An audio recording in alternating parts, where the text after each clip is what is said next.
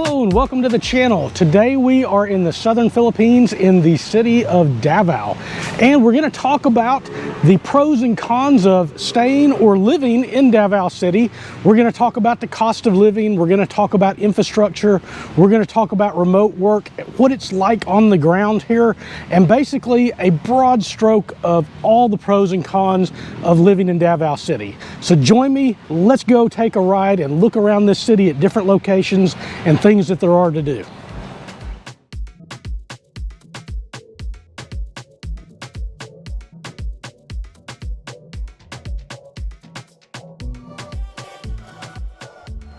The cost of living in Davao City is excellent compared to Western standards. The accommodations you can get here, especially if you're single or you're a couple, are incredibly reasonable. You couldn't find anything with the quality and the low prices here compared to what you would in the United States or really anywhere in the West. Now, one of the disappointing side notes about that is that compared to some other places in Southeast Asia, it is, I wouldn't necessarily say more expensive, although it probably is slightly for long-term accommodations, but the amount of value that you get for your money here compared to those places is simply not as great.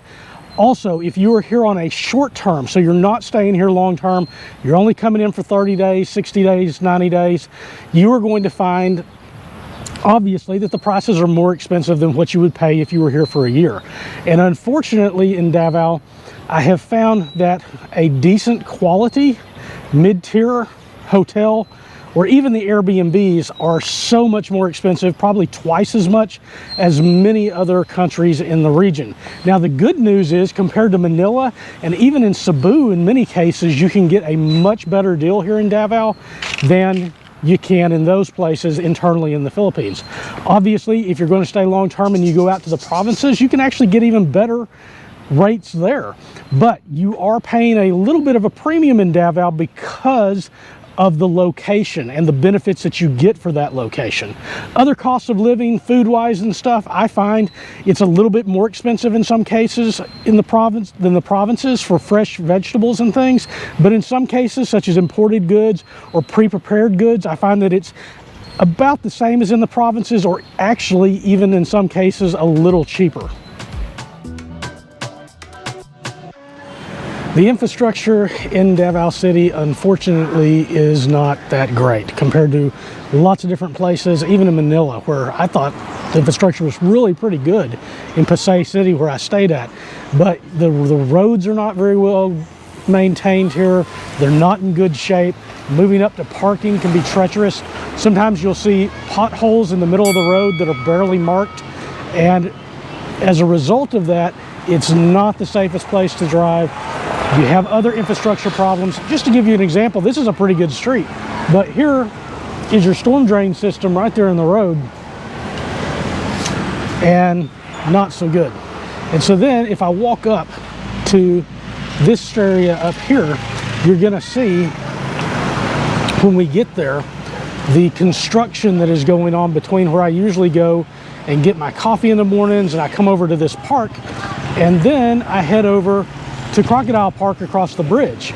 Unfortunately, because they're trying to improve the infrastructure, which is a good thing, everything is torn up. So if you look and you see the pathway coming back from Crocodile Park to this area, it's now a one-way street. You can't get from this side of the road and the river to that side without going all the way down to either SNR or going all the way back down to like a Breeza Mall to get there. So it's really made it hard. This is probably not going to be my location anymore for getting coffee, but you can see all of that torn up road where they're trying to basically fix the water drainage systems and any sort of sewage systems that they've got there. This water is also the city water system. So if we look at this area right up here, if I can do it without getting squished, you'll see they've already blocked off the road all the way down there. And then at the front of the street up there, I'll ride up on my bike and you can see it where they've shut that down. So it's basically a one-way street. So I have to go all the way around in order to come back in here on my bike and get here to do coffee. So we'll be looking for a new remote working area. Now, as far as other infrastructure issues in Davao City, I have found I have only had one very small power outage in the middle of a storm. Lasted for less than 2 minutes the entire time that I've lived here. And water, we did have a shutdown one time for water. It was announced ahead of time that they were going to be doing some work on some piping. And I think it was down for about 3 hours. They did this like in the middle of the night. Like I think they ran it from like 10 o'clock at night to like 1 o'clock in the morning. I don't know what time they got it turned back on, but it was on by the time I got up in the morning. So those are the only issues I've had there. And as far as internet and stuff, I think that's best to get into when I talk about remote work, if I haven't already. So for transportation going outside of the city, Davao is on the ocean, but unfortunately it is not connected to a ferry system. So you really only have two options if you're going to be traveling domestically and you don't have your own, which is going to be to have buses or the airports. Now, one of the problems with the bus system here is, unlike Eastern Europe, unlike even Thailand, the bus system here is just not up to par with what those are. The good news is it's really, really cheap, and you can go, for instance, from here to about an hour away, hour and 20 minutes away to Digos. I think I paid like $2 for a one-way trip there. So it's very, very reasonable, but because of the roads and the buses, they just really are, it's not the best way to travel if you're used to other transportation options. If you're okay with roughing it, you're a backpacker, you want to go the cheap route, you can absolutely do that. Davao does have an airport. One of the drawbacks to it is that the connectivity domestically, you really have to almost go through Cebu or through Manila to get to most other domestic destinations. It does have a few other ones here, but for the most part, you do have to transit through those.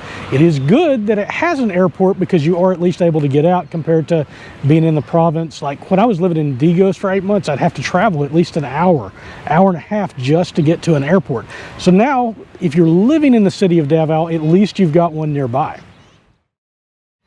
One of the great things about Davao City is if you do have your own transportation, you are literally 10 or 15 minutes ride or drive out to nature. So you can get to beaches. You're a little bit farther than that to get to good beaches, unless you cross over to Small Island. But you can get to the mountains, you can get to greenery. There are some parks in Davao. In fact, if you see where I'm at today, again, I come out here and I do this occasionally. And I don't know that this is an official park. It's right next door to the Crocodile Park. It's like a picnic area and a soccer area, but it's pretty peaceful for being smack dab in the middle of a city. Wow, it's really hot and it started getting noisy across the street, as you can hear. So let's jump on the bike, go somewhere, get something cool to drink, and then we'll continue with the vlog.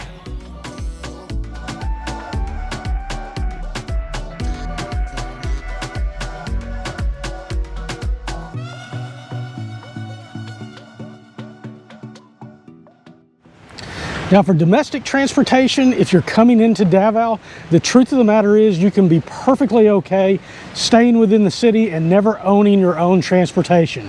You don't have to have a bike, you don't have to have a car. In some cases there would be a drawback to that anyway, but there's jeepneys, there's pedicabs, there's hobble bikes, and of course there's taxis. And the taxis in Davao, by Western standards, are incredibly affordable.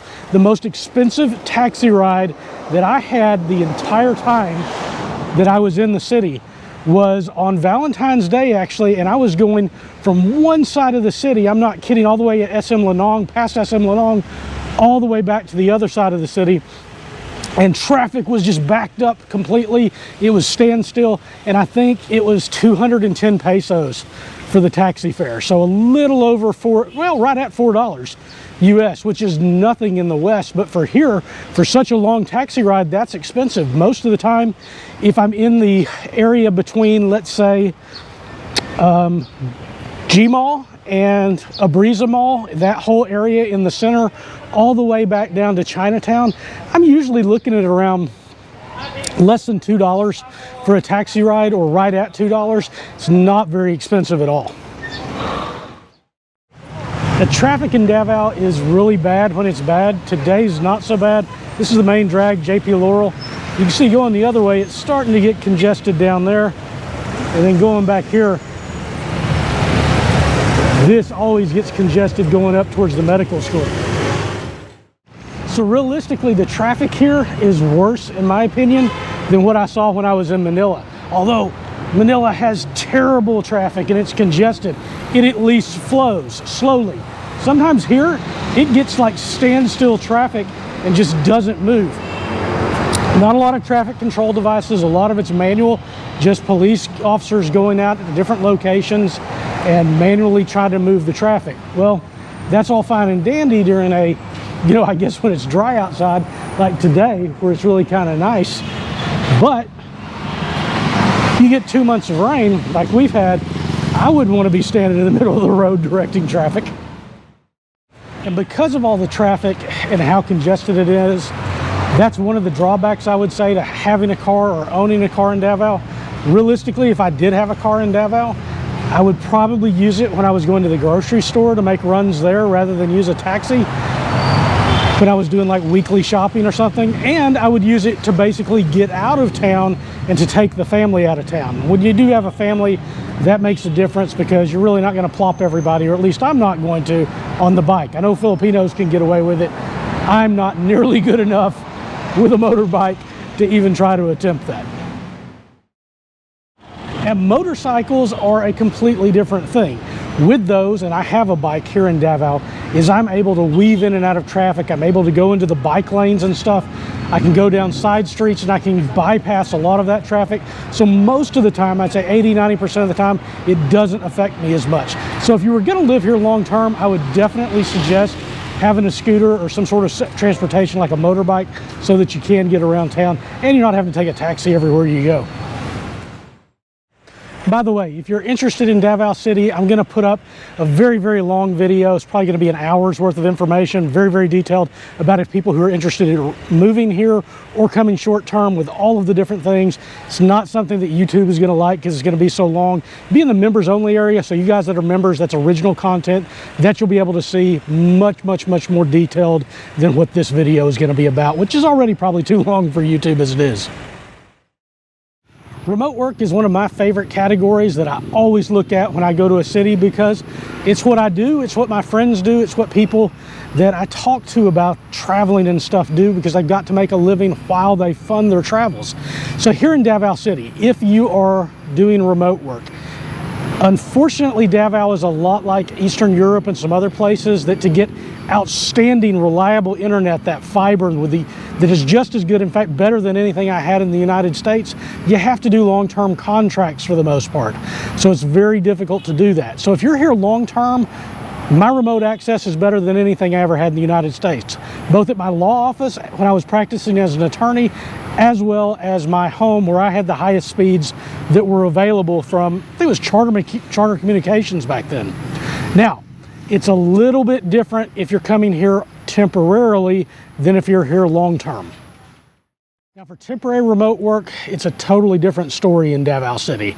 I'll be honest with you, the first thing you got to look at is your accommodations. And hotels, all the ones that I've stayed at, everybody that I've talked to here, it's substandard. The Wi-Fi has just been crappy across the board, and you really can't rely on that unless you can find a place that has outstanding Wi-Fi. So far, I've not been able to find that.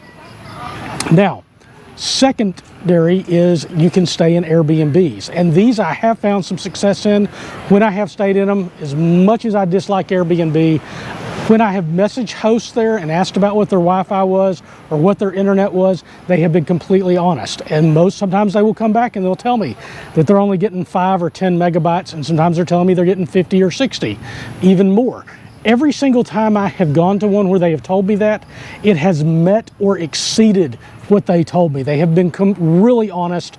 The people here in Davao, for the most part, are some of the most honest people in the world. They're just great folks. So at those Airbnbs that I stayed at, and I stayed at 2, even though one of the accommodations wasn't so great, the other one was fantastic. The internet was perfect. You could get any sort of remote work that you wanted done, and it was absolutely no problem. So it is available. Again, most of these places, though, I've seen here in the Airbnb, the ones that had the best ones wanted a little bit longer stay, like a week, One time I booked for 2 weeks. They really weren't wanting one-night stay. So if you're doing that, Airbnb might not be your best solution. And there are co-working spaces and coffee shops. The coffee shops that I've gone to here in Davao, I'll be honest with you, it's hit or miss. There are co-working spaces. I'm told there's one over in near the Swiss Deli that's really good. I have not tried that yet. I'm going to go over and see if I can't do that. But there are those available that you can find some place to work in. And then there's the final option. And the final option is cell phones. So when I was living outside in the province in Digos, I was actually getting 5G on my cell phone, and my speeds were fantastic. Not only was it a good backup for my internet, I could use it as my primary source. It was fast enough that you could work remotely, you could upload YouTube videos, anything, just on those phones. So that wasn't a problem. Coming into Davao, that's not the case. So I get 5G all over Davao in different places. It's hit or miss sometimes with the signal, but what I'll tell you is it's inconsistent, and I don't know why the cell phone service is so bad here in Davao compared to the provinces, even though they've got the 5G and stuff. My only guess is that the towers are overwhelmed. There's too much of a population and they haven't built enough towers, each individual provider, to do it. Because I'll be at the mall and I'm getting slow service, or I'm barely able to connect even. And this is like not inside the mall, inside the concrete, this is right outside of it. So I've found that the cell phone service in Davao, sometimes it works brilliantly and sometimes it's for garbage. And I can be in the exact same place in the middle of the afternoon, 3, 4 o'clock in the afternoon, and I can't even connect, or the connection, you know, if I'm watching a YouTube channel, you're getting a little swirl of deadness. But I can be at the exact same location, say 11 o'clock at night, and I'm lightning fast. So that's why, to me, the only possible explanation to that is that they're not building enough towers, they're not building enough repeaters to handle the population and the demand. So that's something to be aware of when you come in. Same way when you go out to the islands in the Philippines, you're going to have problems with that. And as a remote worker coming in, that is something that you actually have to consider. So in conclusion, Davao City, long-term stay, I think it is an excellent place for people to make a home base or just to make a permanent home. You've got all the good things that I talked about in this video going for it, with some slight negatives, but I think those negatives outweigh other places in the Philippines, and in some cases even other places regionally. So I think it's a great one. It's a place where I've made my home base.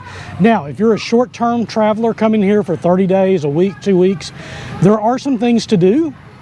There's Crocodile Park, there's other parks, there's Small Island, there's nearby nature that you can get out to, so it's really great, but it is costly coming in compared to other regions, and because of the lack of ferry system, you're limited to not being able to get around as cheaply as you could in some other parts of the Philippines. Still a great place to visit. I think it's well worth the trip. I love Davao. Anyway, I hope you found this information valuable, and I'll see you in the next one.